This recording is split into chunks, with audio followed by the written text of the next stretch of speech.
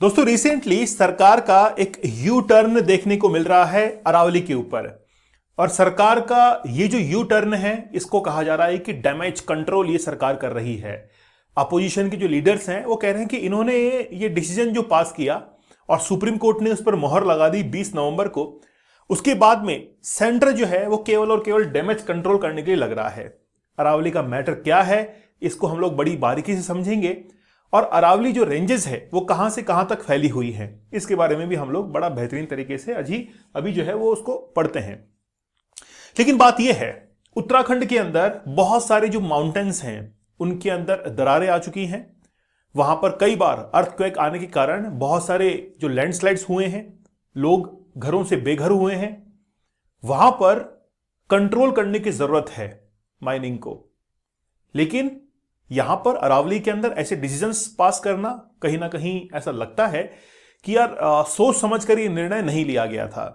अरावली के ऊपर जिस तरीके से माइनिंग चल रही थी, चाहे वो लीगल हो इलीगल हो, जो भी कुछ चल रहा था, लेकिन अगर वो डिसीजन निकल के आता है कि 100 मीटर से अगर ऊपर कोई अरावली है वही बची रहेगी। मैं आपको एक चीज पूछता हूं, अभी लेक्चर की शुरुआत यहीं पे है। मान लीजिए कि आपका घर जो है वो ये है, आपके पड़ोसी का घर ये है, ठीक है। अब सरकार ये कहती है कि आपका घर जो है वो 100 मीटर से कम है, इसलिए हम लोग इसको गिरा देंगे। पड़ोसी का घर 100 मीटर से ऊपर है, इसका हम लोग बचा लेंगे। क्या आपके घर के ऊपर इसका इंपैक्ट नहीं पड़ेगा? या आपने जो डहा दिया है, यहां से साफ कर दिया है, तो क्या इसका प्रेशर यहां पर नहीं पड़ेगा? क्या आप उसको बिल्कुल फ्लैट कर देंगे? जो रेंजेस होती हैं वो कुछ जगह उनकी हाइट कम रहती है, कुछ जगह ज्यादा रहती है। तो यहां पर बात यह है कि अगर मान लीजिए इसको हटा दिया है तो इसका इंपैक्ट क्या इसके वाले के ऊपर नहीं पड़ेगा? क्या वहां से लैंडस्लाइड्स वगैरह नहीं होंगी? तो बड़ा थोड़ा सा एक अजीबो गरीब तरीके से एक डिसीजन जो है निकल के आया है। लेकिन रिसेंटली गवर्नमेंट ने ऑर्डर किया है कि बैन कर दिया है माइनिंग को। कोई भी नई माइनिंग लीज जो है वो साइन नहीं होगी आज के बाद से। मतलब अरावली यानी कि आज की ही ये डिसीजन है, मतलब रात को डिसीजन आया, सुबह से इसको इंप्लीमेंट किया गया, क्योंकि कंट्रोवर्सीज काफी क्रिएट हो चुकी थी। कोर्ट ने इंपोज कर दिया है कि फ्रीज और न्यू माइनिंग लीज, कोई भी नई माइनिंग लीज जो है वो नहीं होगी। अब ये जो अरावली रेंजेस है ये दिल्ली से लेकर गुजरात तक फैली हुई हैं। जैसे हम लोग कहते हैं कि रायसीना हिल्स जिसके ऊपर राष्ट्रपति भवन बना हुआ है, वहां पर अरावली जाकर एंड होती है और गुजरात से इसकी जो रूट है वो शुरू होती है। इसकी रूट तो वैसे अरेबियन सी से ही शुरू हो जाती है, लेकिन गुजरात से फिर दिखना शुरू होती है। तो रिसेंटली क्या हुआ कि हमारी जो union ministry of environment and forest climate change है, उन्होंने कोर्ट के अंदर एक अपना हम लोग कह सकते हैं कि एक गुजारिश जो है वो की, एक अपना वहां पर विचार रखा कि 100 मीटर से जो अरावली रेंजेस हैं उसके जो नीचे है, 100 मीटर से नीचे है, वहां पर माइनिंग वगैरह की जाए और उसको हटा देना चाहिए। ऐसा कुछ जो है वहां पर चला और जैसे सुप्रीम कोर्ट के पास में संज्ञान पहुंचा तो सुप्रीम कोर्ट ने एक मामले के ऊपर इसकी सुनवाई की, जिस केस के बारे में हम लोग आगे देखने वाले हैं। ठीक है, तो पहले आप अरावली रेंज के बारे में सुनिए। देखिए, अरावली रेंज एक ऐसा पर्वत है जो कि विश्व के सबसे ओल्डेस्ट माउंटेन रेंज में से आता है। इसका जो कंपैरिजन है वो नॉर्थ अमेरिका का एक अपलेशियन माउंटेन है उसके साथ में की जाती है, क्योंकि वो भी अरावली के बराबर ही पुराना है, बहुत पुराना है। इसको हम लोग कहते हैं रेजिडुअरी माउंटेन्स, ऐसे माउंटेन्स जो कि धीरे धीरे इनकी ऊंचाई कम हो रही है। जैसे अगर हम लोग हिमालय से इसकी तुलना करें तो जस्ट अपोजिट, हिमालय एक फोल्डेड माउंट है जिसको हम लोग कहते हैं कि वो यूथ कंडीशन के अंदर है, धीरे धीरे उसकी हिमालय की ऊंचाई जो है बढ़ रही है क्योंकि वो फोल्डेड माउंट है। वैसा अरावली रेंज जो है उसके जस्ट अपोजिट है, अरावली की रेंज जो है धीरे धीरे कम हो रही है और ये अवशिष्ट पर्वत रेजिडुअरी जो माउंटेन्स है उनकी गिनती में आ रहे हैं और इसकी जो हाइट है वो धीरे धीरे कम होती जा रही है। ठीक है, आप समझ चुके हैं। अपलेशियन जो रेंज है नॉर्थ अमेरिका के अंदर, उससे इसका कंपैरिजन किया जाता है oldest mountains of the world. अब राजस्थान के अंदर स्थित है और राजस्थान में इसकी लोकेशन अगर हम लोग देखेंगे तो यहां पर ये अरावली रेंजेस है। पूरे भारत के अंदर राजस्थान में ये लोकेटेड है। तो ये गुजरात से शुरू होती है, राजस्थान से होते हुए दिल्ली तक ये पहुंचती है। अब ये है इस मैप में आप देखें, गुजरात से ये शुरू है और दिल्ली तक पहुंच रही है। दिल्ली में जो राष्ट्रपति भवन है वहां तक स्थित है। अरावली रेंजेस के लेफ्ट हैंड साइड पर इस तरफ ये थार का डेजर्ट स्थित है। मैं आपको बताता हूं कि आखिरकार ये इतना इंपॉर्टेंट क्यों है, इतनी इंपॉर्टेंट लोकेशन क्यों रखता है। ये उन लोगों को बड़े अच्छे से समझ में आएगा। हो सकता है कि पर्यावरणविद जो है उनको ये बात समझ में नहीं आती होगी कि जब भी हमारे यहां पर मानसून आता है तो वो केरल से एंटर करता है, ठीक है। उससे पहले भी वो अंडमान निकोबार पर एंट्री ले लेता है, उसके बाद में हमारी जो मेन लैंड है इंडिया की उस पर फिर केरल से वो एंट्री लेता है। तो वो जब मानसूनी जो हवाएं हैं वो आगे बढ़ती हैं, तो ये जो अरावली रेंज है इसके सहारे वो आगे गुजर जाती हैं। लेकिन बात यह है कि आखिरकार मानसून भारत के अंदर आया कैसे। आपको इसके लिए प्रेशर डिफरेंस सीखना पड़ेगा।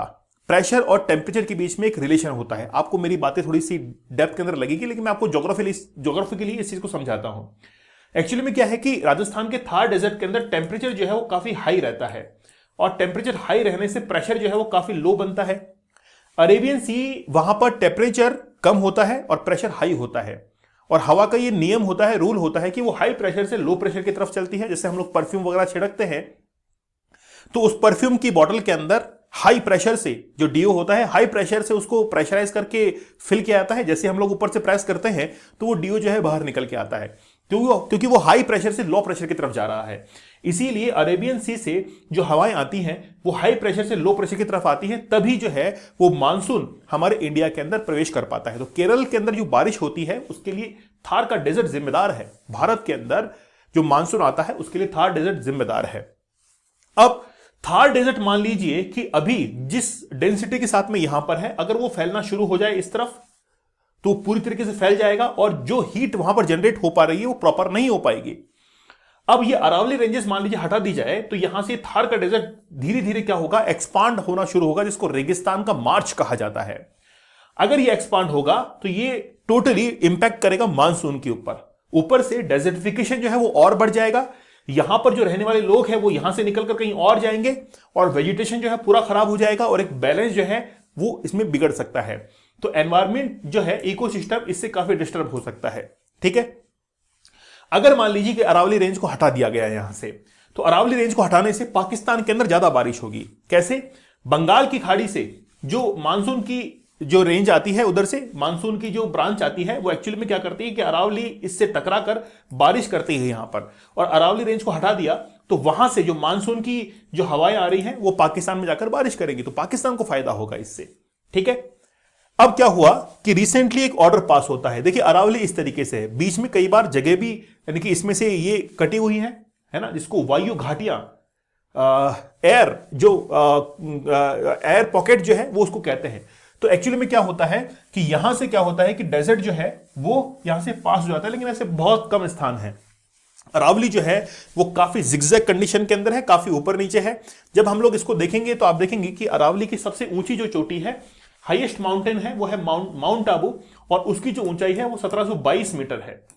1722 मीटर जो है उसकी ऊंचाई है। लेकिन वो केवल एकमात्र ऐसी जगह है जो कि इतनी ऊंचाई पर है। अरावली रेंजेस की जो एवरेज ऊंचाई है वो है 900 मीटर। 900 मीटर जो है वो एवरेज ऊंचाई है। लेकिन मैंने आपको शुरुआत में एक बात कही थी कि इसकी ऊंचाई जो है वो धीरे धीरे कम होती जा रही है, और कम होते होते बहुत सारे पर्वत जो है, यानी कि माउंटेन पीक्स, वो बहुत हद तक कम हो चुकी है। इसलिए अगर 100 मीटर से नीचे जो है सुप्रीम कोर्ट ने ऑर्डर दिया कि वहां पर माइनिंग हो जाएगी, उसको वहां से हटा दिया जाएगा, तो 90% जो अरावली है वो वहां से खत्म हो जाएगी। और जैसे खत्म होगी तो उसके क्या इंपैक्ट होंगे वो आपको समझ में आता ही है, क्योंकि हम लोग एक नेचुरल चीज से छेड़खानी कर रहे हैं, और जब जब नेचुरल चीजों से छेड़खानी की गई है तब तब हमको परेशानी आती है। अब जैसे ही सुप्रीम कोर्ट से ये ऑर्डर पास होता है कि 100 मीटर से डाउन जितनी भी हैं उसको वहां से हटा दिया जाए, और ये केस कौन सा था? ये था TN Godavarman versus Union of India. इस केस के अंदर सुनवाई की थी सुप्रीम कोर्ट ने। अब एक्चुअली में क्या होता है कि जैसे ये बात जो पर्यावरणविद है उनको पता लगती है, तो वो सड़कों पर आते हैं। उनको लगता है कि अरावली खत्म होने वाली है, क्योंकि वहां पर बहुत सारे जो हैबिटेट हैं वो बने हुए, लोग वहां पर रहते हैं, कई जानवर वहां पर रहते हैं। तो एनवायरमेंट जो है वो वहां पर आते हैं और प्रोटेस्ट करते हैं। बहुत सारे लोग जो है वो इसमें इकट्ठे होते हैं। 5000 ट्रैक्टर्स जो है राजस्थान के, वो इसके प्रोटेस्ट के अंदर निकलते हैं। तो सरकार को यह लगता है कि राजस्थान का तो सब कुछ खराब हो रहा है, पूरा वोट बैंक खराब हो रहा है, और इसमें राजनीतिक जो इनकी जो वर्चस्व हम लोग कह सकते हैं कि वो धीरे धीरे डाउन होने लगा। जनता को यह लगने लगा कि गवर्नमेंट क्या कर रही है, जो प्राकृतिक, जो भगवान ने, ईश्वर ने बनाए हैं, प्रकृति से निर्मित है, उनके साथ में छेड़खानी की जा रही है। और इकोसिस्टम एक बार अगर खराब हुआ तो ये पूरा का पूरा तहस नहस हो जाएगा। इसलिए लोग सड़कों पर आते हैं। सरकार को ये लगता है कि यार अब तो बड़ा मुश्किल हमारे लिए हो जाएगा, इसलिए सरकार ने एक ऑर्डर पास किया और ये कहा कि अब जो है अब माइनिंग यहां पर नहीं होगी। लेकिन मुझे बताइए कि 100 मीटर से नीचे के पहाड़ को आप आइडेंटिफाई कैसे करेंगे? बार बार जाएंगे उसको आइडेंटिफाई करने के लिए कि भाई ये 100 मीटर से 101 मीटर हो चुका है, इसको छोड़ दो, इसको उड़ा दो। दिमाग खराब हो चुका है। आप समझिए कि कितना ये सेंसिटिव केस हो सकता है। अगर किसी भी माउंटेन रेंज को ही हटा दिया जाएगा तो केवल इंडिया के अंदर ही नहीं, पूरे वर्ल्ड लेवल पर जितने भी एनवायरमेंटलिस्ट हैं वो क्या करेंगे, इस न्यूज को अपने न्यूज़पेपर के अंदर जगह देंगे कि इंडिया जो है वो माउंटेन्स को ही हटाने के लिए जा रहा है, जबकि एनवायरमेंट की चिंता नहीं है। एक तरफ पेड़ लगाने की बात की जाती है और दूसरी तरफ माउंटेन्स को हटाने की बात की जाती है। तो ये जो है वो तो दोहरापन हो गया। इसीलिए अब ये लगने लगा कि ये ऑर्डर जो है ज्यादा दिन चलेगा नहीं, इसलिए सरकार ने यू टर्न लिया और यू टर्न लेकर क्या किया कि इसको पूरी तरीके से क्या कर दिया, खत्म कर दिया कि लीज जो है, यानी कि ये जो अब कोई भी न्यू माइनिंग लीज जो है यहां पर नहीं ली जाएगी। तो इससे थार का डेजर्ट जो है वो काफी इंपैक्ट होगा, साथ ही में ग्रीन बैरियर जो है खत्म होगा। तो सरकार ने एक्चुअली में क्या किया है, इसके लिए हम लोग कहते हैं कि जो कंट्रोल डैमेज है, डैमेज को कंट्रोल करने का एक सिस्टम बना लिया कि यू टर्न ले लेते हैं और इसको रोक देते हैं, है ना। अब इसके लिए बहुत सारे जो है व्यूज निकल के आते हैं कि सरकार अपना अपना, जैसे कोई माइनिंग्स के कोई बड़े टेंडर्स वगैरह होंगे उनको पूरा करना चाहती है, फलाना ढिमकाना सब कुछ इसमें चल रहा था। और अरावली के अंदर बहुत लंबे समय से इलीगल माइनिंग चल रही थी, उसको रुकवाने के बजाय अरावली को खत्म करने का। अब देखिए बहुत सारे इसके अंदर जो इंपैक्ट्स थे वो निकल के आ रहे थे। सब अपने अपने जो कहते हैं कि जेनजीज जो हैं वो कह रहे थे कि यहां से जो है ट्रांसपोर्ट जाएगा, इधर से बुलेट ट्रेन निकल जाएगी, ये पहाड़ जो है बीच में आता है, यहां से ऐसे ट्रांसपोर्ट निकलेगा, उधर से ऐसे निकलेगा। लेकिन उनको एनवायरमेंट के बारे में उनका कोई लेना देना नहीं है। वो केवल बंद कमरे के अंदर एसी चलाकर बैठ जाते हैं, लेकिन उनको पता नहीं कि बाहर का टेम्परेचर क्या है और वो टेम्परेचर कंट्रोल कैसे होता है, ग्लोबल वार्मिंग क्या होती है, कोई पता नहीं है। तो बात यह है कि अरावली अगर हटा दी जाती है तो थार के डेजर्ट पर तो इंपैक्ट पड़ेगा ही और एनवायरमेंट के ऊपर भी इंपैक्ट पड़ेगा। पब्लिक के अंदर बहुत सारी मिस इंफॉर्मेशन जो है वो भी फैलाई गई थी, लेकिन अब बात यह है कि जनता जो है सब समझती है। भूपेंद्र यादव जो कि मिनिस्टर हैं अरावली के, वो कह रहे हैं कि भ्रम फैलाना बंद करें। मतलब मिनिस्टर जो है वो अब सामने आ चुके हैं। अब राजस्थान के मुख्यमंत्री ये हैं कि अरावली के साथ छेड़छाड़ नहीं होने देंगे, इस तरीके से वो आते हैं। तो सेंट्रल गवर्नमेंट जो है वो बीजेपी के थ्रू यहां पर, और राजस्थान के अंदर ही बीजेपी सरकार है, तो सेंटर ने पास किया कि अरावली को जो है हटाएंगे और यहां पर यह आ रहा है कि छेड़खानी नहीं करने देंगे। अब सरकार ने क्या कर लिया, यू टर्न ले लिया, बोला यार सब कुछ खराब हो रहा है, वोट बैंक ही खराब हो गया, अगली बार बड़ा मुश्किल हो जाएगा सरकार बनना। तो राजस्थान में साल 2002 में गहलोत सरकार के कार्यक्रम में गठित समिति की रिपोर्ट के आधार पर पहले से लागू है, जिसके तहत स्थानीय भूमि स्तर से 100 मीटर से अधिक ऊंचाई वाली पहाड़ियां अरावली मानी जाती हैं, उन पर खनन प्रतिबंधित है। ठीक है, तो माइनिंग जो था वो तो उसको पहले ही से रोक लगी हुई थी, लेकिन सरकार ने अब यू टर्न ले लिया है। दोस्तों आप लोग हमारे डीप वर्क के कोर्स के साथ में जरूर जुड़िए, ये बड़ा जबरदस्त कोर्स है। काम करने की अपनी टेक्निक जो है वो होती है, हर काम को करने का एक सलीका होता है। आप लोग 75 डेज के हार्ड चैलेंज या फिर 175 डेज के हार्ड चैलेंज के साथ में जुड़ सकते हैं। आप टेलीग्राम चैनल दीपक इंद्रा ऑफिशियल पर जरूर ज्वाइन कर लीजिएगा। तो मिलते हैं आप लोगों से अगले सेशन के अंदर, तब तक धन्यवाद, थैंक यू, जय हिंद।